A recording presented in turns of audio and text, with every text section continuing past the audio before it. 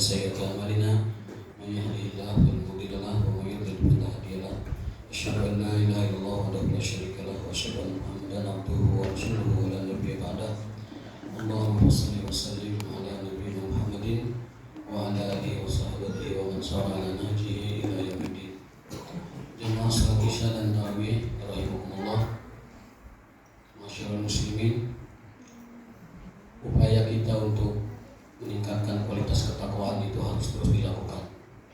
Di antaranya adalah kita senantiasa talabul ilmi, menuntut ilmu agama, mempelajari ilmu syariah, dan juga berteman, bermajlis dengan orang-orang soleh, serta menjaga sholat berjamaah kita. Izinkan saya menukil sebuah ungkapan dari seorang ulama besar, Al-Imam Asy-Syaikh Murtada Az-Zabidi Al-Hanafi.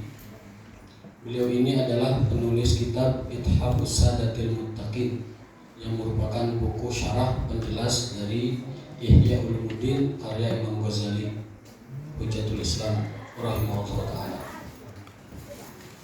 Beliau lahir di India dan meninggal di Kairo, Mesir di abad ke-17. Sementara buku yang beliau syarah itu adalah karya Imam Ghazali, Ihya Ulumuddin, yang mana ditulis oleh Imam Ghazali di tahun ke-1000 Masehi. Artinya rentang usia keduanya adalah 500 tahun atau sekitar lebih dari 500 tahun. Dalam kitab tersebut beliau menulis, ini mudah-mudahan jadi renungan kita dan mungkin bekal pemikiran kita. An-nasu arba'atu asnaf. Manusia itu nasibnya ada 4 kelompok. Manusia nasibnya baik di dunia maupun di akhirat, keadaannya, kondisinya ada 4 kelompok. Yang pertama adalah sa'idun fid dunya wa syaqiyyun fil akhirah. Ada orang yang bahagia di dunianya tapi sengsara di akhiratnya. Lalu kelompok yang kedua adalah sa'idun fid dunya wa sa'idun fil akhirah. Ada kelompok orang yang bahagia di dunia dan nanti di akhiratnya juga bahagia. Yang ketiga, ada kelompok syaqiyun fid dunya wa sa'idun fil akhirah. Kelompok ini sengsara di dunia tetapi nanti di akhirat dia bahagia. Lalu yang terakhir, kelompok yang keempat adalah syaqiyun fid dunya wa syaqiyun fil akhirah. Sengsara di akhirat, sengsara di dunia. Celaka di dunia, celaka di akhirat. Kalau saya boleh bertanya, mending mana? Sengsara di dunia, bahagia di akhirat, ataukah bahagia di dunia, sengsara di akhirat? Kira-kira gitu. Mendingan sa'idun fid dunya wa sa'idun fil akhirah. Bahagia dunia, bahagia di akhirat. Itu yang sering dibahasakan oleh Al-Qur'an, fid dunya hasanah wa fil akhirati hasanah. Tetapi ada orang yang menempuh jalan lain, entah mungkin karena dia sadari atau tidak disadari. Syaqiyun fid dunya wa syaqiyun fil akhirah. Sudah sengsara di dunia, ripuh, balangsak, nalangsak, teu boga jeung segala macam rupa kasangsaraan alam dunia, jeung macet-macetna, jeung kotor-kotorna di etang sadaya. Tapi di akhirat terjerumus kepada siksa neraka. Ini sungguh orang yang sama sekali tidak memanfaatkan hidupnya di dunia. Padahal kata Rasul, hidup di dunia itu hanya seperti orang singgah di bawah pohon rindang. Kamanistadalla tahta syajarah. Lalu setelah itu sumarahala wa dhahaba. Kemudian dia pergi kembali.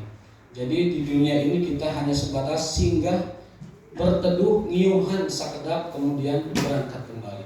Jangan sampai dengan kehidupan sebentar itu kita merugikan kehidupan atau merugikan kehidupan kita yang lebih kekal di akhirat nanti. Khairun wa abqa, yang lebih baik dan lebih kekal di akhirat nanti. Lantas bagaimana kita agar memperoleh kehidupan yang sa'idun fid dunya wa syaqiyun fil akhirah? Namun sebelum menjelaskan itu, ada sebuah kisah menarik tentang kata sa'idun dan syaqiyun. Al-Quran banyak menyebutkan kata suhada sa'id, syaqi juga disebutkan. Hadis juga menyebutkan syaqiyun dan sa'idun. Juga ada sebuah kisah menarik. Pernah suatu hari ada seorang datang kepada Rasul, namanya itu kebetulan nama jahiliyahnya itu kurang baik. Kalau tidak salah namanya itu Syaqiyun bin Khasir, cilaka bin rugi. Ya, kehidupannya sulit terus itu orang. Maka ketika datang kepada Rasul dirubah namanya, rubah namamu Sa'idun bin Robih, bahagia bin untung. Sehingga orang ini nasibnya yang tadinya susah dan langsa menjadi baik. Itulah arti sebuah nama. Makanya orang tua jangan salah memberi nama kepada anaknya, atau jangan salah manggil kepada anaknya, karena khawatir ketika orang tua itu mengatakan sesuatu kepada anaknya, malaikat lewat mengaminkan. Makanya Nabi bersabda, la tad'u ala abnaikum, janganlah kalian berkata tidak baik kepada anak-anak kalian. Takutilah oleh kalian sa'atul mustajabah, ada satu saat di mana itu merupakan sa'atul muwafaqah lil ijabah, saat ijabah, malaikat lewat dan diaminkan. Jadi panggillah anak kita, meskipun keadaan marah, panggil dengan nama baik, panggil dengan istilah baik. Meskipun kita sangat marah dan kesal sekali, panggil dia dengan panggilan yang baik. Karena khawatir ucapan yang buruk itu menjadi petaka bagi anak kita. La tad'u ala abnaikum, janganlah kalian, kata Rasul, memanggil, kemudian menyebut, kemudian membentak atau latah pada anak kita dengan ungkapan-ungkapan tidak baik, karena itu akan jadi doa buat mereka. Bagaimana tips agar kita mendapatkan sa'idun fid dunya wa sa'idun fil akhirah? Maka jawabannya ada di surat An-Nahl ayat 97. A'udzubillahi minasyaitonir rajim. Man 'amila shalihan min dzakarin aw unsa wa huwa mu'minun falanuhyiyanahu hayatan thayyibah walanajziyannahu ajrahum bi ahsani ma kanu ya'malun. Barang siapa yang beramal soleh, amal soleh itu mencakup seluruh kebaikan. Maka ulama mendefinisikan amal soleh adalah setiap perkataan dan perbuatan yang mendatangkan keridhaan Allah, itulah amal soleh. Tetapi amal soleh tidak cukup, karena amal soleh itu statusnya menggantung, belum bisa diterima selama orangnya itu wahwa mu'minun, beriman kepada Allah. Maka ini menjadi dalil bahwa kebaikan orang-orang non-muslim, kebaikan orang-orang yang tidak bersyahadat, tidak bertauhid, kebaikannya menggantung hingga ia bersyahadat, lalu kebaikan itu diberikan kepada dia seluruhnya. Barang siapa yang beramal soleh dan dia beriman kepada Allah, maka kami akan berikan kehidupan yang baik di dunia. Diberkahi usianya, diberkahi kesehatannya, diberkahi keluarganya, diberkahi hartanya, diberkahi seluruh hidupnya, sampai waktunya pun diberkahi. Orang kalau sudah diberkahi segala sesuatunya, maka dia tidak membutuhkan apa-apa lagi di dunia. Apa itu keberkahan? Keberkahan itu kata ulama adalah pasukan Allah yang Allah kirim kepada seseorang untuk mengefektifkan seluruh potensi yang dia miliki. Potensi waktunya jadi efektif, potensi usianya menjadi efektif, potensi hartanya, potensi keluarganya, seluruh potensi yang dia miliki menjadi efektif dan berdaya guna, bermanfaat, berguna, mencukupi, menjaga dan seterusnya. Itulah keberkahan Allah. Maka apabila kita ingin sa'idun fid dunya, bahagia di dunia dan bahagia di akhirat, kuncinya adalah satu, amilas sholihan, melakukan amal soleh. Amal soleh itu ada yang fardu, sholat 5 waktu, lebih afdal berjamaah, dan Rasul sangat menekankan itu. Kemudian ada rukun Islam yang lain, puasa, zakat, sholat dan seterusnya. Itu semua amal soleh. Juga ada amal soleh yang tidak dibatasi. Ada zikir, ada sholawat dan lain-lain sebagainya, sedekah dan lain-lain sebagainya. Lalu ada amal soleh yang sifatnya tambahan-tambahan. Itu disebut dengan amal soleh. Min dzakarin wa unsa, laki-laki dan perempuan sama di sisi Allah. Makanya tidak ada pembedaan di sisi Allah masalah pahala. Apa yang diterima oleh laki-laki di masjid amal soleh semuanya, perempuan juga mendapatkan di rumahnya. Laki-laki sholat syuruk di masjid dengan pahala seperti orang umrah secara sempurna. Perempuan pun ketika melakukan sholat syuruk sama dapat pahalanya dengan laki-laki di masjid sholat syuruk. Dan seluruh apa yang diperoleh oleh laki-laki dalam ibadahnya sama diperoleh oleh perempuan dalam ibadahnya. Itu Allah tidak membedakan min dzakarin wa unsa wa huwa mu'minun falanuhyiyanahu hayatan thayyibah. Lalu setelah diberikan kehidupan yang thayyibah, tadi hartanya diberkahi, kemudian kehidupan yang berkahi, walanajziyannahum ajrahum bi ahsani ma kanu ya'malun. Dan kami sediakan balasan yang sepantasnya bahkan lebih nanti kelak di surga Allah Subhanahu wa taala. Dan kita tahu seluruh kenikmatan surga itu yang paling tingginya adalah kita berjumpa dengan Allah Subhanahu wa taala. Wujuhu yawma idzin nadhirah ila rabbiha nadhirah. Kita berjumpa dengan Allah, zat yang kita tiap hari bersujud kepadanya, berdoa kepadanya, meminta kepadanya, berharap kepadanya, kita nanti akan menjumpai. Rasul bersabda, "Sataruna wajha rabbikum." Kalian akan melihat Tuhan kalian seperti kalian melihat jelasnya purnama di tengah malam.